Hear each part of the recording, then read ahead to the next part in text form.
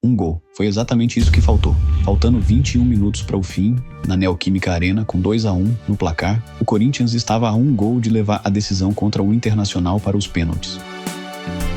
Um gol. Ele não veio, e o Timão está fora da Copa do Brasil. Eu disseco essa eliminatória inteira, minuto a minuto, no vídeo que subiu ontem. Está no card aqui em cima e no primeiro link da descrição. Mas hoje eu preciso te contar outra coisa. E eu quero que você segure esse número, porque ele vai voltar de um jeito que você não vai gostar. Na quinta-feira, dia 13 de agosto, às 9h30 da noite, o Corinthians entra em campo no estádio Gigante de Arroito, na cidade de Rosário, na Argentina. É o jogo de ida das oitavas de final da Libertadores. O adversário é o Rosário Central. O Rosário Central sofreu um gol na fase de grupos inteira da Libertadores. 6 jogos, um gol. Esse é o vídeo de hoje. Sem grito e sem cobrança de cabeça. Dado e prancheta. Vamos começar por quem é esse time, porque a maioria da Fiel só ouviu esse nome de novo agora, e a história dele é mais estranha do que parece. O Rosário Central é o atual campeão argentino.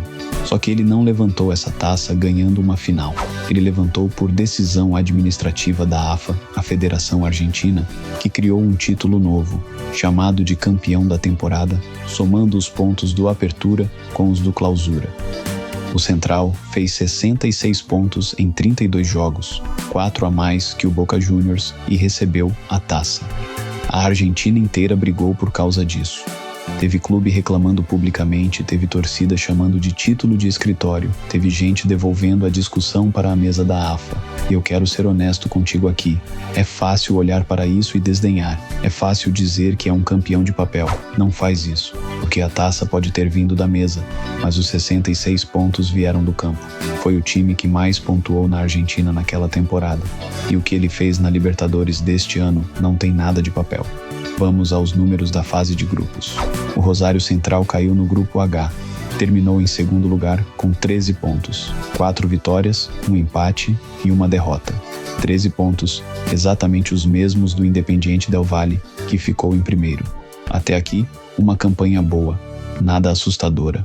O assustador está na outra coluna da tabela. Nas 5 primeiras rodadas da Libertadores, o Rosário Central não sofreu nenhum gol. Nenhum. 5 jogos seguidos com o goleiro Jeremias Ledesma de mãos limpas. E isso não é só um bom começo. Isso é um feito raro. O Rosário Central foi o primeiro time desde o Internacional, em 2020, a começar uma edição de Libertadores com 5 partidas consecutivas sem levar gol. 6 anos sem ninguém conseguir. O jejum só caiu na última rodada, e caiu de pênalti.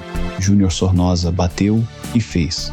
Foi o único jogador em 6 jogos de Libertadores que conseguiu vencer o Ledesma, e precisou de uma bola parada de 11 metros sem goleiro adiantado para conseguir. Agora encaixa as 2 pontas comigo. O Corinthians acabou de ser eliminado porque não fez um gol. E o próximo adversário dele é um time que levou um gol em 6 jogos de Libertadores.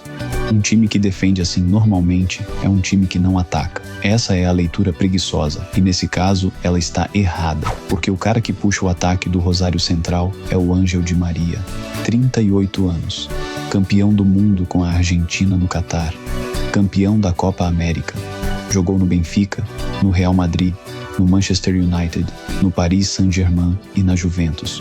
Voltou para o clube onde começou, que é o clube do bairro dele, e virou a referência absoluta do time. Na fase de grupos ele fez 5 jogos e marcou 2 gols, os 2 na mesma partida contra a Universidade Central. E eu quero que você entenda o que o Di Maria representa dentro desse time, porque não é só o número. É um cara de 38 anos que, 20 anos depois de estrear na Libertadores com a camisa do Central, voltou para a mesma competição, com o mesmo escudo no peito, agora como campeão mundial. Quando ele marcou o gol que classificou o Central para essa Libertadores, ele chorou e disse que tinha se sentido como uma criança. Um jogador, nesse estado emocional, jogando em casa, na quinta-feira, com o estádio dele lotado, é exatamente o tipo de problema que não aparece em planilha. E tem um segundo nome que eu quero deixar contigo, Ignacio Ovando, zagueiro. 18 anos e 305 dias, quando marcou na Libertadores deste ano. É o jogador mais novo da história do Rosário Central a fazer gol na competição. Um zagueiro de 18 anos que já marca. Guarda esse nome para as bolas paradas. Então, o retrato do adversário é esse. Uma defesa que só foi vazada uma vez em 6 jogos, um camisa 10 de 38 anos vivendo o melhor momento emocional da carreira tardia dele, e uma zaga jovem que ainda sobe para atacar escanteio. Agora vamos para a parte que ninguém está falando e que é a razão pela qual esse confronto é diferente de qualquer outro. Corinthians e Rosário Central já se enfrentaram na Libertadores, uma vez só. Faz 26 anos, foi em 2000 também nas oitavas de final. O jogo de ida foi no dia 3 de maio, em Rosário. O Rosário Central venceu por 3-2. O jogo de volta foi no dia 9 de maio, no Pacaembu. O Corinthians venceu por 3-2, com gol do Edilson e 2 do Luizão. Placares idênticos, empate no agregado, e a vaga foi para os pênaltis, onde o Corinthians ganhou por 4-3, com o Dida fazendo o que o Dida fazia. Agora presta atenção nessa frase, porque ela é o coração desse vídeo. Aquela é, até hoje, a única vez na história do Corinthians em que o time perdeu o jogo de ida de um mata-mata de Libertadores e conseguiu reverter. A única. Em toda a história do clube. E foi contra o Rosário Central. 26 anos depois, o Corinthians reencontra, nas oitavas de final, exatamente o único time contra quem ele já conseguiu virar uma eliminatória de Libertadores. Uma semana depois de ser eliminado da Copa do Brasil, justamente por não conseguir virar uma. Eu não acredito em destino no futebol. Eu acredito em tabela e em elenco, mas essa coincidência é boa demais para passar batido. Só que agora eu preciso te dar a parte ruim, e ela é grande. O ataque do Corinthians está desmontado para essa eliminatória. O Yuri Alberto, artilheiro do time, sofreu uma lesão muscular de grau 2 na coxa direita no fim de julho. Ele já ficou fora dos 2 jogos contra o Internacional. A meta do departamento médico é justamente recuperá-lo a tempo da Libertadores, mas lesão de grau 2 costuma tirar o atleta por cerca de um mês, e o mês ainda não fechou. O Memphis Depay está numa situação pior, porque a dele não é médica, é contratual. O contrato do Memphis com o Corinthians encerrou no fim de julho, e até este sábado a renovação não foi assinada. Deixa eu te explicar onde travou, porque a imprensa está tratando isso como novela, e é mais simples do que parece. O acordo verbal existia, 2 anos, até meados de 2028, com renovação automática por mais um ano se ele batesse metas, salário na casa dos R$2 milhões por mês, e dentro do mesmo contrato, o parcelamento da dívida que o clube tem com ele. Essa dívida é de aproximadamente R$42 milhões. O plano do Corinthians era começar a pagar em fevereiro de 2027, em 4 parcelas de mais ou menos 11 milhões cada, terminando em julho de 2028. O clube amarrou a dívida na renovação exatamente para aliviar o caixa. Aí, na reta final, o staff do jogador pediu 2 coisas novas: 10% a mais no salário e a retirada da cláusula da dívida de dentro do contrato.